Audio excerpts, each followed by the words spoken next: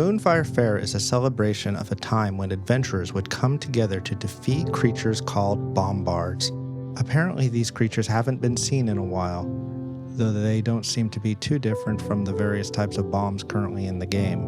Moonfire Faire does not seem to have a direct real-world equivalent, but might be considered your basic summer vacation type celebration, where people gather on a beach to eat, drink, swim, play games, launch fireworks, etc.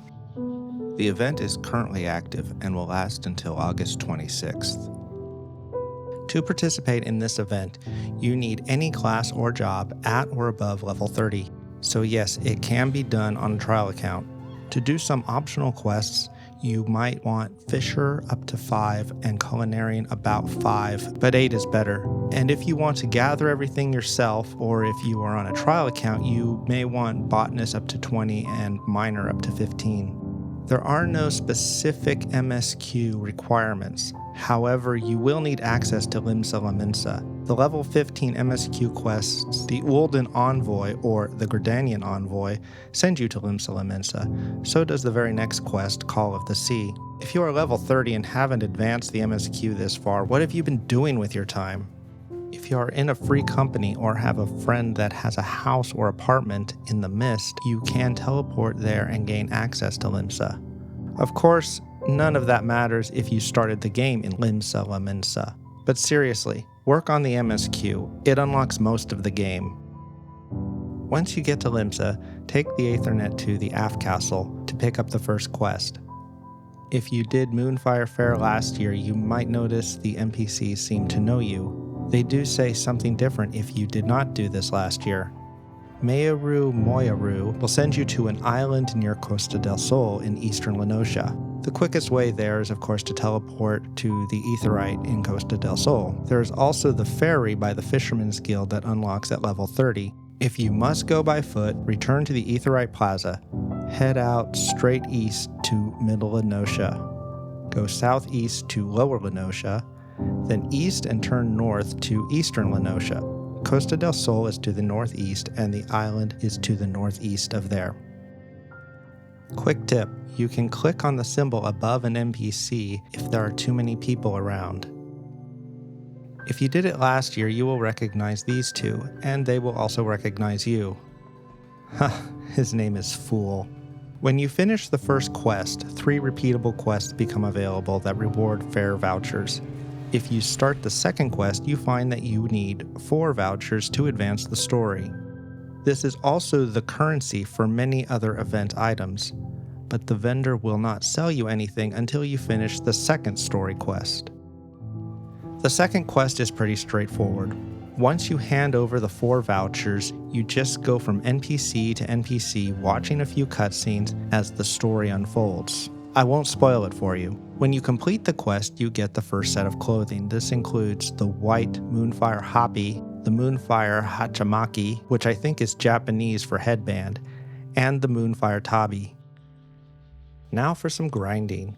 You can do whichever of the 3 quests you like to obtain vouchers. You will need at least 10 vouchers for all of the clothing items, 5 for one each of the housing items, and 8 for the fireworks. That's a total of 23 to get 1 of everything, which is 6 runs of the jumping course. Of course, you can get multiples of the housing items if you like, or the fireworks if you really want them. High Flying Hijinks is available at the beach, and it involves completing a jumping course. Well, part of it anyways. There is no time limit, so take your time. This may be the quickest way to get the 4 vouchers. New this year is a mount restriction status effect. I find it easiest to jump on the square platform in the middle. Here I suggest the left path. It may look hard, but you mostly have to run and jump straight with just a slight angle, and you end up with a pretty long margin for error. Remember to talk to the NPC before you drop down. I suggest hiding the UI during this part. You can look up what key does this in the keybind screen under the system section, and even change it if you want. At this part, facing the wall at a slight angle and jumping might give you more control. Don't jump across here, just jump up and turn in. The rest of the course is very difficult and just for fun, or so I'm told. This little platform on the side is new this year. This looks like a model of the fair booth and the jumping course. You can take this slide and just hang out there or watch the fireworks. Hook, line, and sinker only gives you 1 voucher. This quest can be picked up from Jinangho at the event booth. The fresh haddock you need to catch are quest fish that only appear when you are on the quest. They are not the same fish that are used in the cooking quest. If you only did the introductory fishing quest, the one that gives you your first pole and 99 lugworms, you can level up to level 5 quite quickly right here at the fair. Then you can grab the quest and you can finish it with the lugworms you have, though I find higher level bait seem to give me a higher catch rate. Hildalana in the booth gives you frying for fame and fortune, and it also rewards only 1 voucher. This requires 1 battered fish. Now before you start abusing sea life, you might want to check your crafting log. Though this is a level 30 quest, you don't need to be a level 30 culinarian. In fact, you don't even have to cook it. You could just buy it on the market board or get it from a friend. If you want to make it yourself, the recipe is automatically available at level 1 as soon as you become a culinarian. You will need some fire and water shards, which you may already have, or you can get them by doing the level 1 culinarian quest. The haddock can be purchased from the festive fisher on the island and the fishmonger in Limsa Laminsa. Papados can be gathered by level 20 botanists in eastern Thanalan or purchased from the market board. You will not be able to make olive oil until at least level 8. It's made from 4 cinderfoot olives, which can be purchased from Jossie, the guild supplier, or you could get it on the market board. Salt is an easy level 1 recipe that can be made from rock salt and distilled water, which are also available from Jossie in the guild. Making salt got this character up to level 3. It is possible to make the battered fish at that point, but it requires 6 consecutive successful basic synthesis attempts. It's not hard to quickly level up to 10 or 15 by just doing the available quests and crafting using just the stuff from the supplier.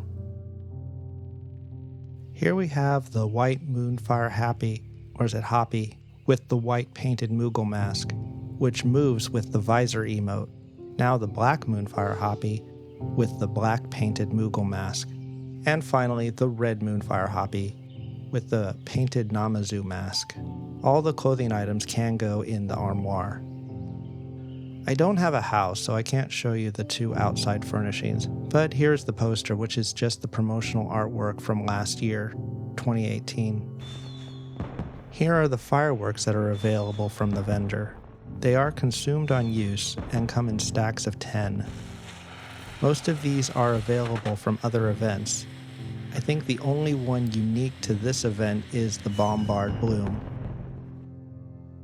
The story this year was very similar to last year's, but didn't quite hit me in the feels like last year. I guess Remaja is older now, so she's a little more emotionally stable. The thing is, if they are trying to tell a continuing story, new players would never know what happened previously. And since these cutscenes are never saved, even older players are likely to forget. Last year we got the splash emote, and it was integral to the story. I like it when any quest reward makes sense in the context of the quest. The clothing items, both last year and this year, had nothing really to do with the story, and they might as well have been sold by a vendor. It's called Moonfire Faire, but where is the fair? Though there is more to do this year than last year, it's not quite what I would call a fair. It needs more games, more food, and maybe some drink. A holiday should be a mix of tradition and surprise. There should be things people expect. Players can say, "Oh, I missed that last year. Maybe I can do it this year, or get it next year." It gives them something to look forward to. But there should also be something new, like a unique story, or a special edition collector's item. If that's the case, selling them on the MOG station seems to cheapen the idea of it being a special edition. I like that this year they brought back elements from past years and added to them. Maybe this is a step in the right direction where they build holidays up with more activities each year, instead of doing something entirely different each year and having very little to do. I mean, they should always have the new story, but there should also be more stuff that people expect. I hope you liked this video, and have a wonderful Moonfire Faire. Goodbye.